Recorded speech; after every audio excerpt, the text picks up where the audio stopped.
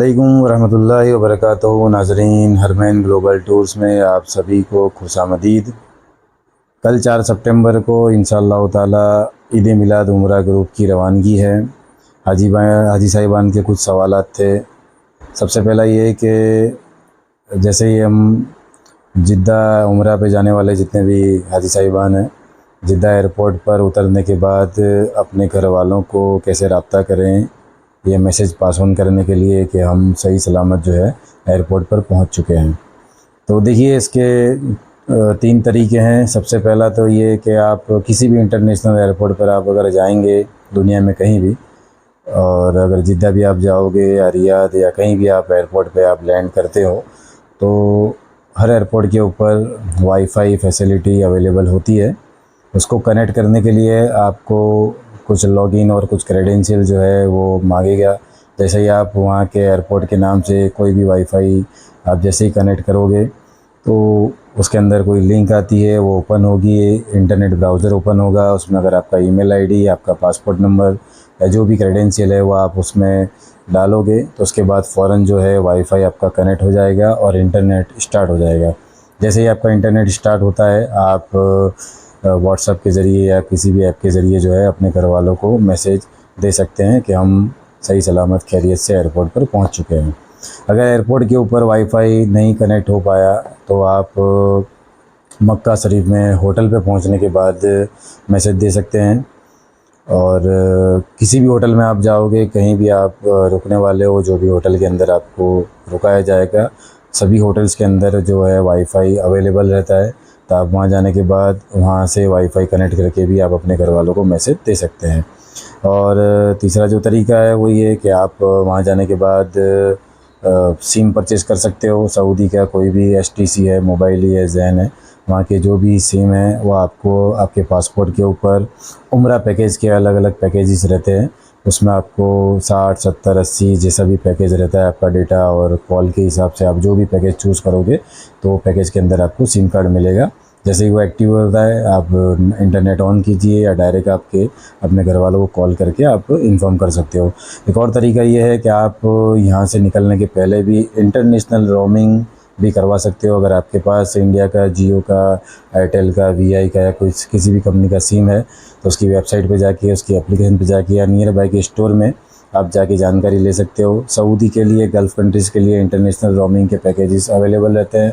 आप अगर वो रोमिंग करवा लोगे तो जैसे ही आप वहाँ पर एयरपोर्ट पे पहुँचोगे तो अगर आपके पास कुछ आउटगोइंग कॉल्स की मिनट, इनकमिंग कॉल्स की मिनट भी आपके पास होगी, इंटरनेशनल रोमिंग के अंदर आपका डेटा भी आपके उसके अंदर पैकेजेस में होगा, तो आप इंटरनेट के ज़रिए भी आप इन्फॉर्म कर सकते हो या डायरेक्ट कॉल करके या रिसीव कॉल करके भी आप मैसेज दे सकते हो।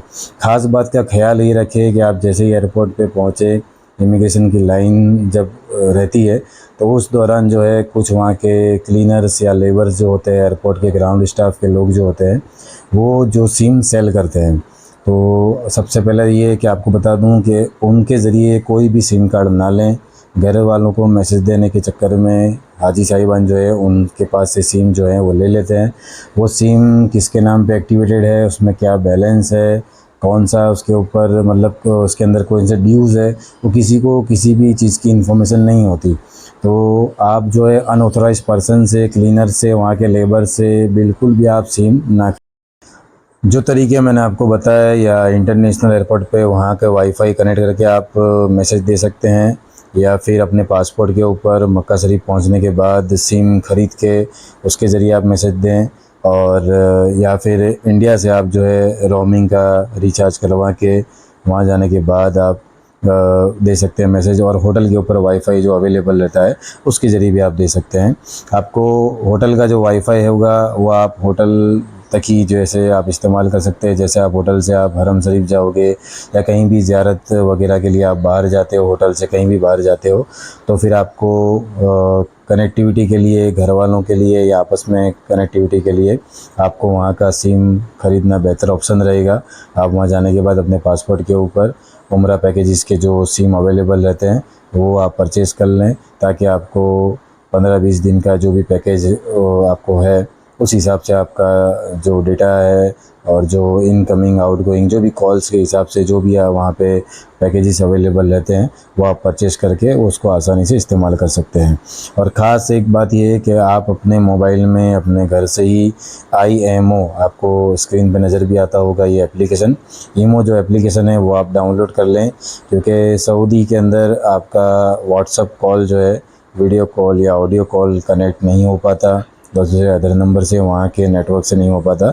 बहुत से लोग इसको कनेक्ट करने के लिए थर्ड पार्टी एप्लीकेशन VPN और ऐसी कुछ एप्लीकेशन यूज़ करते हैं जो वहाँ के कानून के हिसाब से इलीगल है। तो हमको भी वो काम नहीं करना। ऐसी VPN और थर्ड पार्टी एप्लीकेशन के ज़रिए व्हाट्सअप कॉल करने से बेहतर है कि आप IMO एप्लीकेशन जो है अपने घर वालों को इंस्टॉल कर दे, अगर नहीं है तो, और आपके मोबाइल में भी इंस्टॉल कर ले।